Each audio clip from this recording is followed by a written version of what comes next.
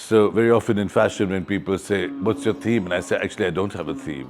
I work with the same 6 pillars, if you like, of things that I am engaged with, and they keep moving forward in an evolutionary manner. The inspiration I get is from the simplest things around. I've always loved carpets. I've always loved wall hangings. I love the painted form, the pitchwai. I mean, these are things I grew up with and I love. I love contemporary Indian art. I love classical art. So I paint myself, I draw myself. So it wasn't that difficult. But what I just keep thinking, if you're going to do a collaboration, what's the point of doing another carpet with a jali, you know? So what can we bring to it and why do we need to do it? Very often when I went carpet shopping, I always liked the reverse more than I liked the front because I found the colors in the front too overbearing. Unless they were old pieces, you know, there's an Afghan, you know, the saddlebag or the old Persians or the old Agras that are faded and they've been left out.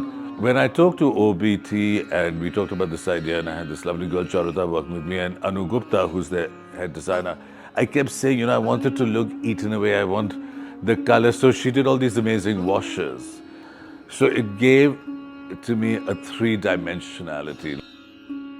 We sent our addawalas there and said, can we just do in some of the carpets a little Farisha? Or we did the saddle stitch at the end, which became like the signature for the high-end carpets. You know, once the process is in motion, I'm not even conscious. We work on it, it goes, it comes, swatches come. It's not done in the most specific way like we did the first time. It's very evolutionary, and I don't think this was time barred with any deadline. Anyway, Laila the MG said in the review, she said the past is not meant to be a cage, it's meant to be a springboard. You know, I think in 20, 30 years, we Indians have moved so far from where we were and who we were into being so westernized and so different. I mean, a carpet's a much better thing to take than 10 pieces of jewelry. I think a beautiful carpet, and I love the fact that it was in my grandfather's home, then my parents' home. I love it. I mean, I've got it here like this, so I don't want anything on it because it also takes me back. It's part of my visual history. It's part of my emotional connect to things, you know.